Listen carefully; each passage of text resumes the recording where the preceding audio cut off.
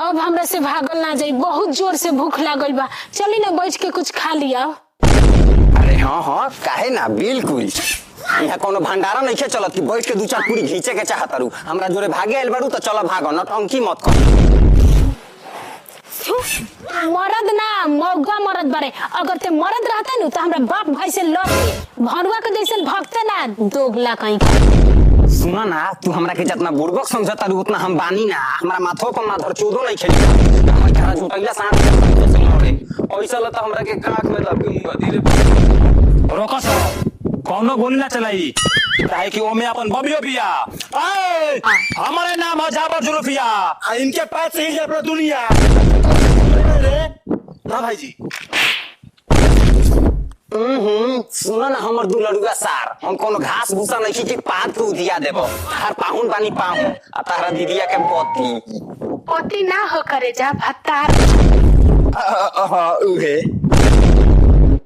भाई जी बात करने समय व्यर्थ मत करिए सवार ये फाड़ सर के पास। हेलो मामा जी, प्रणाम। मामा अरे बहन चोदवा पगला उगला गइल बा का, मामा कहता। जब हम एकरा से प्यार करतानी, हमरा जोरे भाई के तैयार बिया, तो बीच में तोरा बाप के गार काहे फाटत हो रे साला। जिया हमर करे जा सोतले रहा। आज हमरा अपना प्यार का तोली सा घमंड होता कि जाना बाप भाई से पूरा दुनिया डरात रहला, आज वो हमरा प्यार के सामने डराता। बाप रे बाप, चढ़ावतिया हमरा के लागता खटवा के डरा में कसवाई कारी दाद। देख कायदा से समझाओ तनी फायदा में रहबे। चुपचाप हमरा बबिया के साथ छोड़ दे आ चल के हमरा बाबूजी से माफी मांग ले, ना तो इल्जाम का बदला तोरा पूरा खानदान के जान दे के चुकावे को पड़ी। हमारा खानदान के बारे में सोचल छोड़ दे बाबू, काहे कि जोन हमरा से जुड़ाला वो हमरे से पिटाला। अगर हम तोरा बाप से माफी ना मांगी तो ते हमर बार उखाड़ लेबे कि तोर बाबू भौने हमर बार उखाड़ ली। जब भगा के ले आइल बानी त अपना क्षमता रखता नहीं, आराम से अपना क्षमता रखता नहीं तोहनी से मार खाए के। रे लागता कि सरवाएंगा ना मानी धरा सो आलेगा चला सा हवेली पर।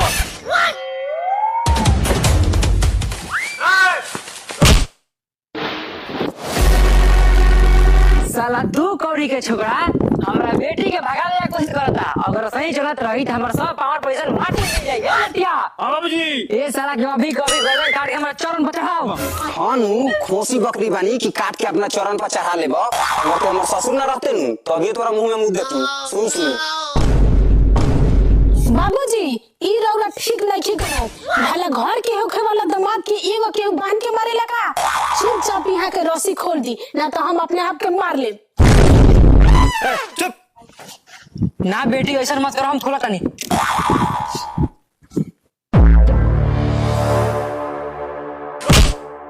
सरौ खाली अपना बेटी के चलते खोल देना तारे ही जब बलि चढ़ा देती। ए हट धमकी मन दे ना तो बल लगा के पात देम तो उधिया जाइए। ओकरा बाद हमरा एथी के बलि चढ़ाई ह।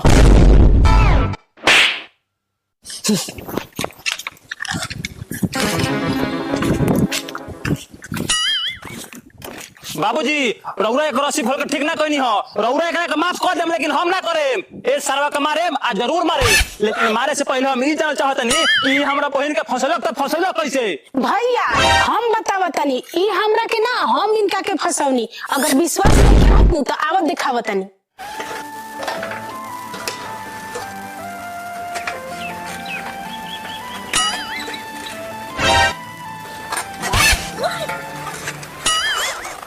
रे छामड़ा रे लोटा लेके आओ, दूध ले जो।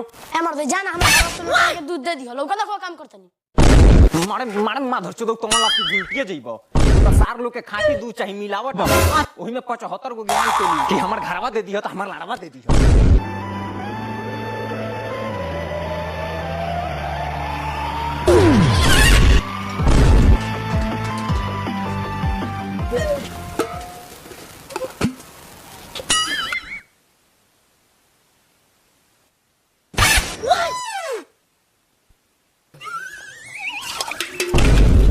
बबुआ तहर मातारी नजर नहीं खिया नैहर चल गई ए मरते हमरा मातारी से कालवे दे के बा दूध देवे आइल बा, दूध दे के जा। देवे के त नहीं खिन लेकिन लेवे के बा दूध के पैसा। मतारी से कह दिए बबुआ टाइम से दे देवेला काठी पैसा और काठी देबू मतारी।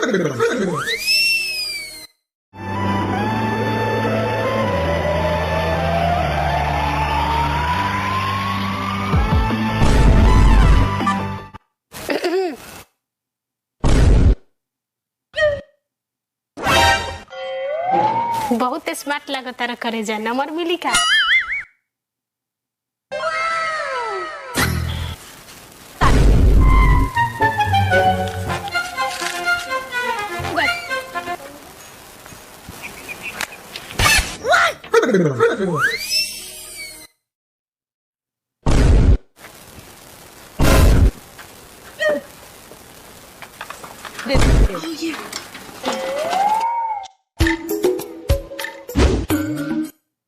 क्रोमो पर सबसे ज्यादा व्यू उठाने वाला वीडियो।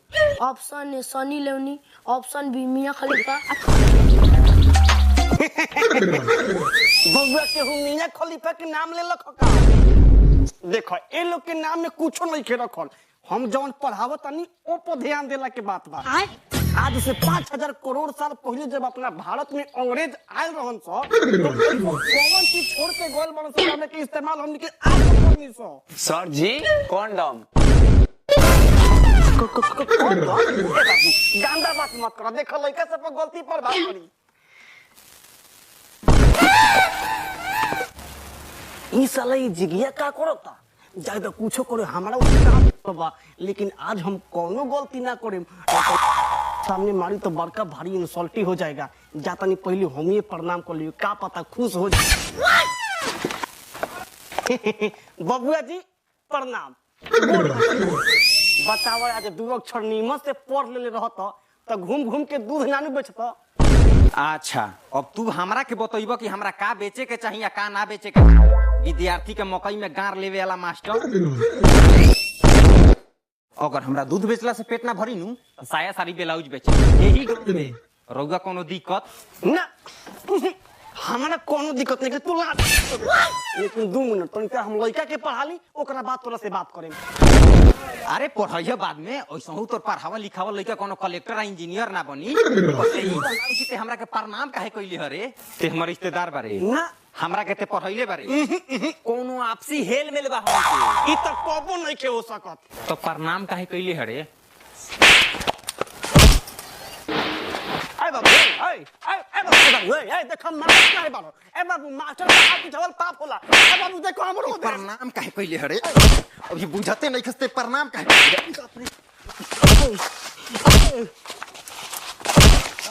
ए देखो आतना मतलब हमरा कोनो दुख ना लागल, लेकिन अब मत तो हमरा आत्मा के माफ ना करी। ए अब छोड़ दे रे। बहन चोदौ प्रणाम कर बुझते नहीं खन कातना दोगला लइका बानी। ई बहन चोद कौन माटी के बनल बारे बा।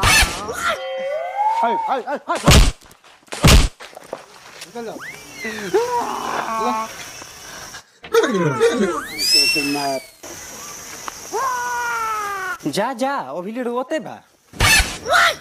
ए बाबू देखो अब ना। अरे बाप ना अब ना।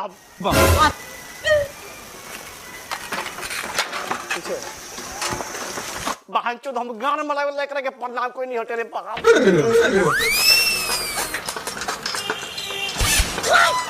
ए निकली घर से दूध हलाइल बा।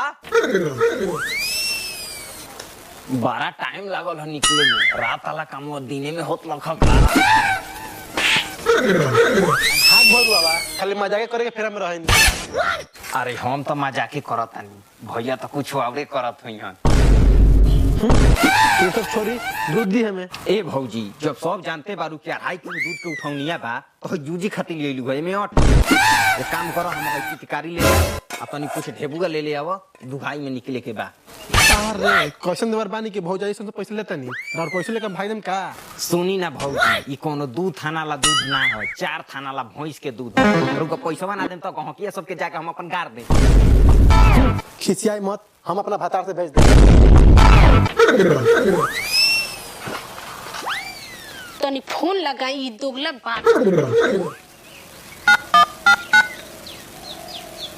शाम है धुआं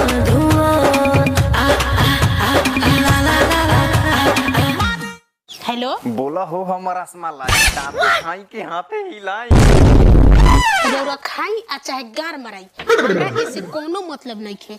हमरा मतलब ये बात से बा कि हमरा घर में हमार शादी के बात चलता। आज शादी के बात चलता। अरे तई तो खुशी के बात बा।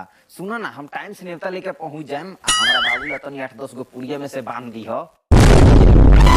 ते खाली खाई खातिर जन्म ले ले बारे गाड़ी चुपचाप का 9 बजे जहां बुलाए तहां चले ही ना तो तोर घेट उठ दे।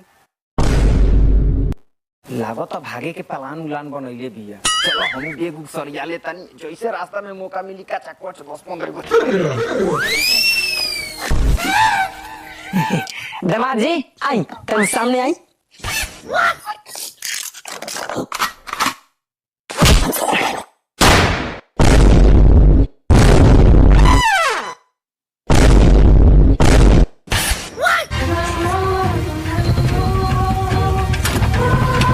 जय दी जजमान जे दूसरा के दुख देवेला नु भगवान ओकरा के सजा देवेले। रउआ अपन ख्याल रखी हम चलत तनी प्रणाम। माई